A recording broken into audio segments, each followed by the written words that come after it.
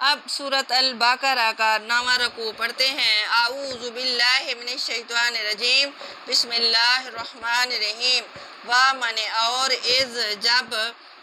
قتل تم نے مار ڈالا، نفساً ایک شخص، فَادَّرَأْتُمْ پھر ایک دوسرے پر الزام ڈالنے لگے، فیہا اس میں، واللہ اور اللہ، مخرجن ظاہر کرنے والا تھا، ما جو تم تھے، تکتمون چھپاتے۔ اور جب تم نے ایک شخص کو قتل کیا تو اس میں باہم جھگڑنے لگے، لیکن جو بات تم چھپا رہے تھے اللہ اس کو ظاہر کرنے والا تھا۔ فَقُلْنَا پھر کہا ہم نے، اضربوا مارو ہو اس کو، بِبَعْضِہَا بے معنی سے بعض ایک ٹکڑے، ہا اس کے، کذالک اس طرح، یحیی اللہ زندہ کرتا ہے اللہ، الموتیٰ مردوں کو، ویریکم دکھاتا ہے تمہیں، آیاتہ نشانیاں اپنی، لعلکم تاکہ تم تعقلون عقل سے کام لو۔ تو ہم نے کہا کہ اس بیل کا کوئی سا ٹکڑا، مقتول یعنی لاش کو مارو، اس طرح اللہ مردوں کو زندہ کرتا ہے اور تم کو اپنی قدرت کی نشانیاں دکھاتا ہے تاکہ تم سمجھو۔ رب تعالیٰ کی طرف سے حکم ہوا کہ لاش کو گائے کے ایک حصے سے ضرب لگاؤ۔ اس سے 2 کرشمے ظاہر ہوئے، ایک اللہ رب العزت کی قدرت کا، ایک نشان انہیں دکھایا گیا کہ مردہ اٹھ کر بیٹھ گیا اور اس نے بتایا کہ میرا قاتل کون ہے۔ دوسرا یہ کہ گائے کی عظمت اور اس کی معبودیت پر کاری ضرب لگی کہ اس بناوٹی معبود کے پاس اگر کچھ بھی طاقت ہوتی تو اسے ذبح کرنے سے ایک مصیبت آ جاتی، نہ کہ اس کا ذبح کرنا مفید ثابت ہوتا کہ قاتل کی نشاندہی ہو گئی۔ ثم پھر قست سخت ہو گئے، قلوب دل، کم تمہارے، من بعد ذالک اس کے، فہی پس وہ، کالحجارۃ جیسے پتھر ہوں، او یا اشد اس سے بھی زیادہ، قسوہ سخت، وَمَنْ اور ان بے شک، من الحجارۃ پتھروں میں سے، لما البتہ وہ جو، یتفجر پھوٹ نکلتے ہیں، منہ الانہار اس میں سے دریا یا چشمے، وَإِنَّ اور بے شک، منہا ان میں سے، لما البتہ وہ جو، یشقق پھٹ جاتا ہے، فیخرج پس نکلتا ہے، منہ اس میں سے، الماء پانی، وَمَنْ اور ان بے شک، منہا ان میں سے، لما البتہ وہ جو، یہبط گر پڑتا ہے، من خشیت اللہ سے خوف اللہ کے، وما اور نہیں، اللہ اللہ، بغافل بے خبر یا غافل، اما اس سے جو،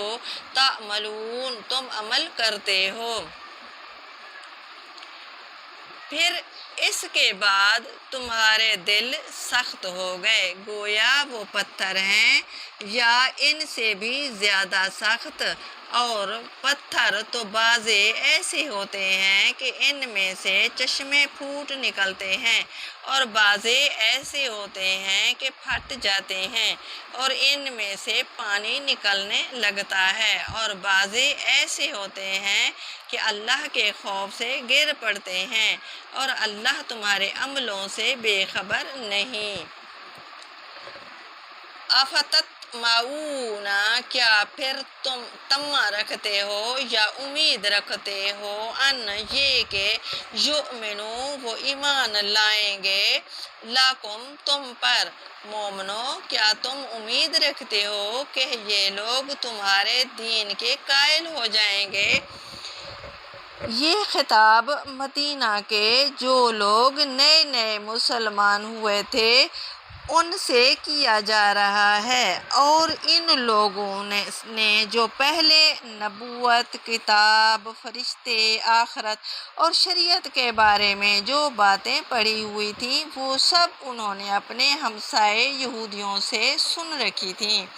اور یہ بھی انہوں نے یہودیوں ہی سے سن رکھا تھا کہ ایک پیغمبر اور آنے والے ہیں، اور یہ کہ جو ان کا ساتھ دیں گے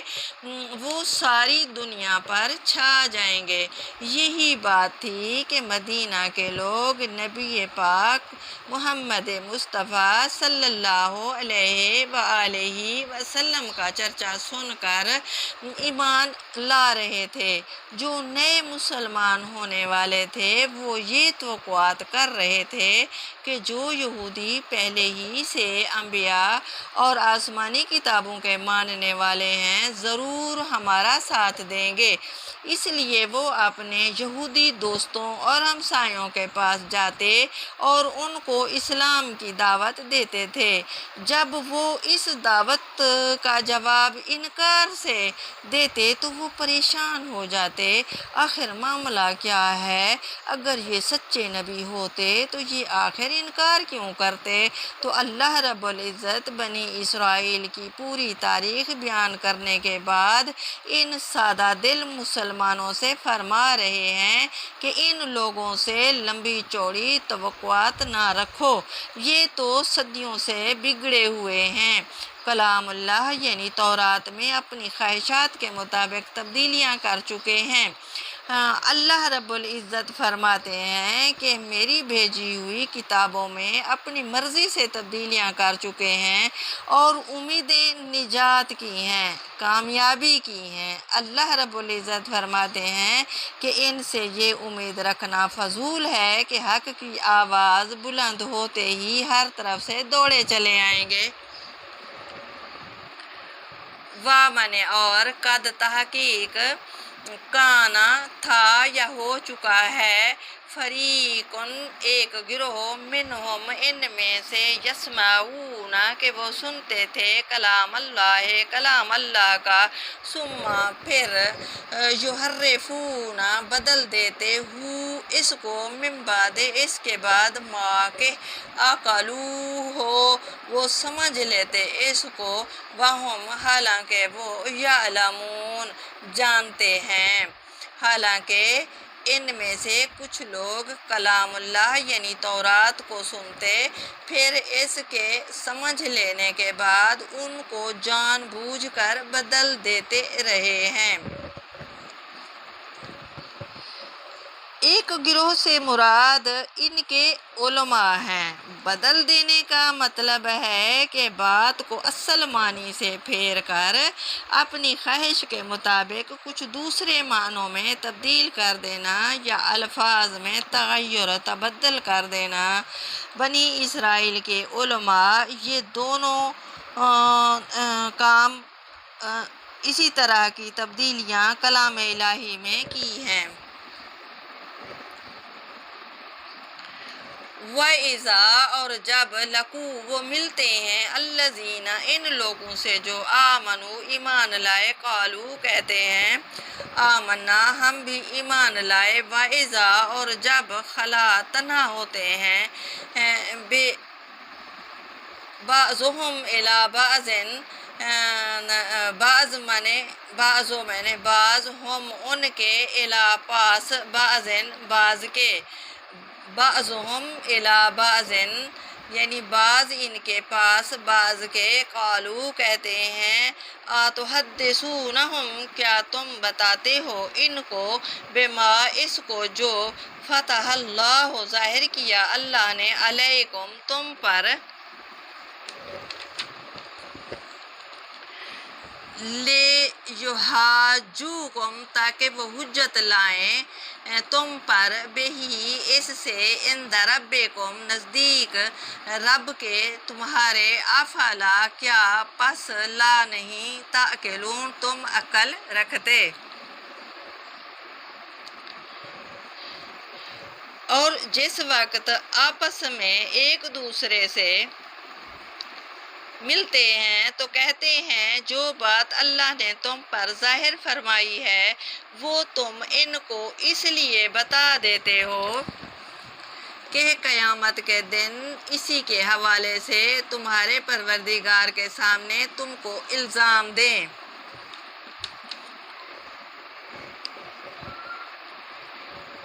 آتحدثونہم بما فتح اللہ،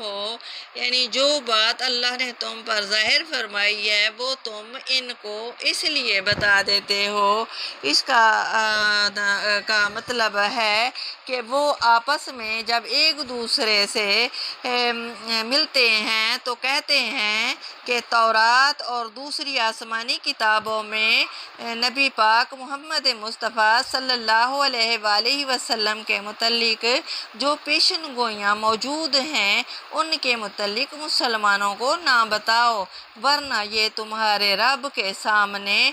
ان پیشن گوئیوں کو تمہارے خلاف حجت کے طور پر پیش کریں گے۔ یہودی لوگ یہ سمجھتے تھے کہ اگر دنیا میں آسمانی کتابوں میں موجود پیشن گوئیاں چھپا لیں گے تو آخرت میں ان پر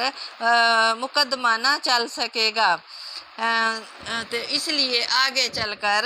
آگے تھوڑی سی آیت ہے، اس کی تشریح میں اس کے ساتھ ملا دیتی ہوں۔ اسی لیے رب العزت آگے چل کر فرما رہے ہیں کہ جو کچھ یہ چھپاتے ہیں اور جو کچھ ظاہر کرتے ہیں اللہ کو سب معلوم ہے۔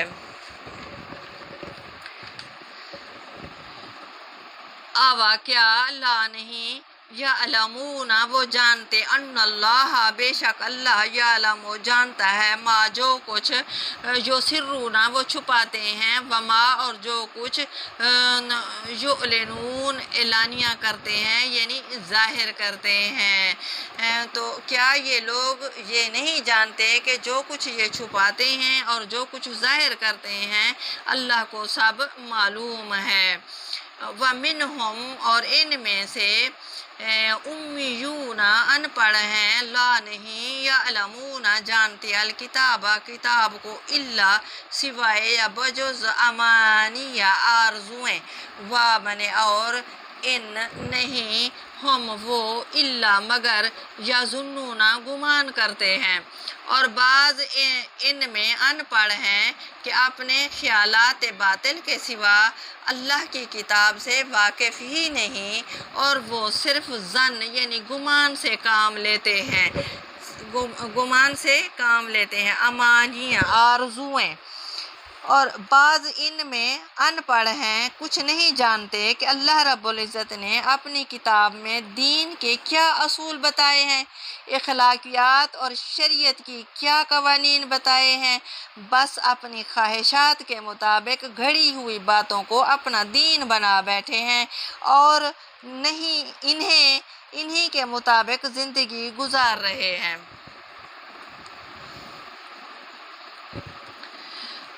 فویل للذین فامن پس ویل تباہی ہے، للذین لیمن لیے، الذین ان لوگوں کے جو یکتبون لکھتے ہیں، الکتاب کتاب، بے ایدیہم ساتھ ہاتھوں اپنے، ثم پھر یقولون کہتے ہیں، ھذا یہ من عند اللہ کہ یہ اللہ کے پاس سے ہے، لے یشترو تاکہ عوض میں حاصل کریں، تاکہ بدلے میں حاصل کریں، بہی اس کے ثمناً قیمت، قلیلاً تھوڑی، فویلن فامن پس ویلن تباہی ہے، لہم ان کے لیے، مما اس سے جو کتبت لکھتے ہیں، ایدیہم ہاتھ ان کے، وامن اور ویلن افسوس ہے، لہم ان پر، مما اس سے جو یکسبون وہ کماتے ہیں۔ تو ان لوگوں پر افسوس ہے جو اپنے ہاتھ سے تو کتاب لکھتے ہیں اور کہتے یہ ہیں کہ یہ اللہ کے پاس سے آئی ہے، تاکہ اس کے عوض یعنی اس کے بدلے تھوڑی سی قیمت یعنی دنیاوی منفعت حاصل کریں۔ ان پر افسوس ہے اس لیے کہ بے اصل باتیں اپنے ہاتھ سے لکھتے ہیں، اور پھر ان پر افسوس ہے اس لیے کہ ایسے کام کرتے ہیں۔